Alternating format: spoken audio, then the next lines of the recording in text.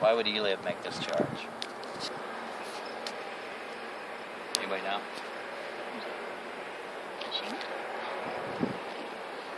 Same thing in his heart that's in our young men's hearts that play war games all the time. I'm not sure that's so wicked. It's kind of naturally in the heart of a young man to want to fight, go to war, defend, all of that kind of stuff. Maybe it's one thing that makes them a bit different than the female side of things.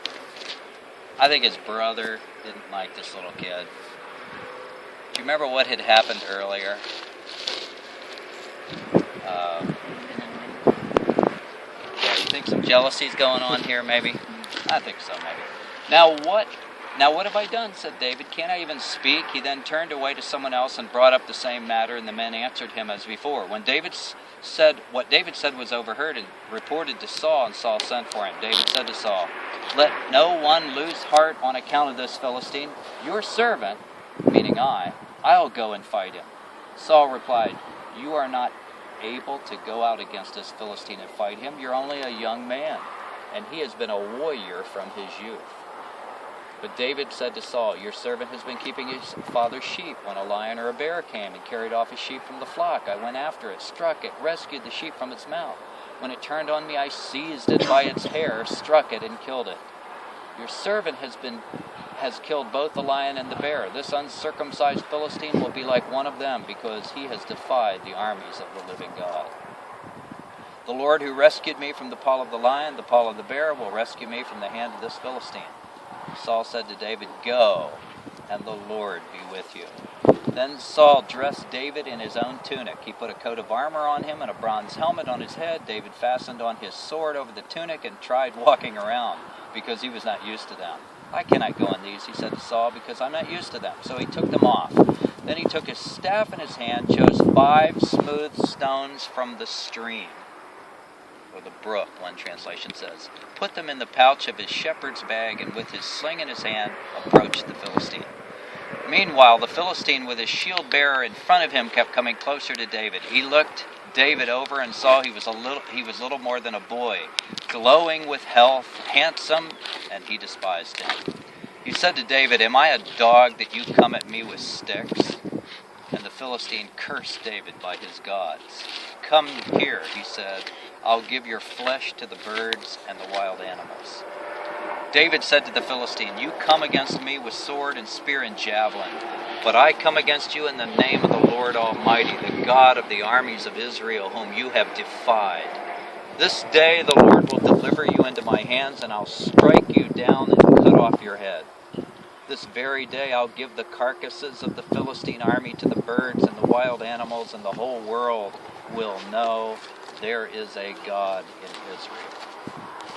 All those gathered here will know that it's not by sword or spear that the Lord saves, for the battle is the Lord's, and he will give all of you into our hands."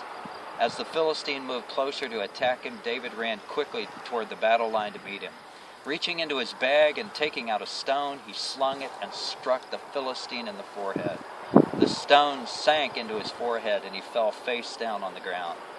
So David triumphed over the Philistine with a sling and a stone. Without a sword in his hand, he struck down the Philistine and killed him. David ran and stood over him. He took hold of the Philistine's sword and drew it from the sheath. After he killed him, he cut off his head with the sword.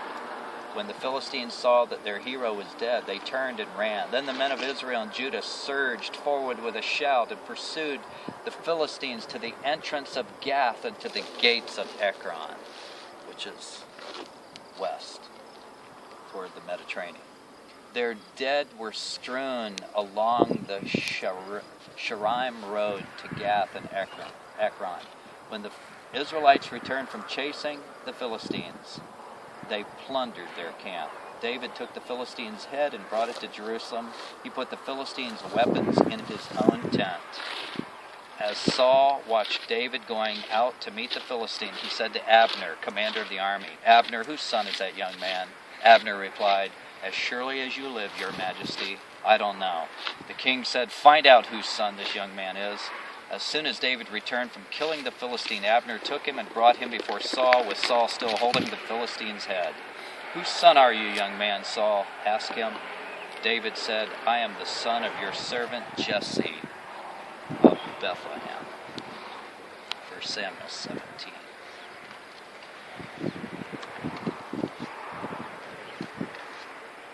So, the battle is the Lord's. Our limitations do not prove to be limitations if what we do have is in the hands of God. Once again, we can go far beyond what it seems humanly possible to do with our life. If we're surrendered to God, and if we're courageous, if our faith is in God, our enemies can be put to flight. They're not people, but they're temptations, they're situations, they're circumstances in our life sometimes that seem bigger than a giant, or the giant Goliath. And others may capitulate or run or tremble. God wants us to stand up against our temptations, our problems, our circumstances with great courage and faith. Because it's not what we can get done, it's what God can get done with and through us. Anybody want to make any comments or ask any questions? I know we're all very familiar with this story.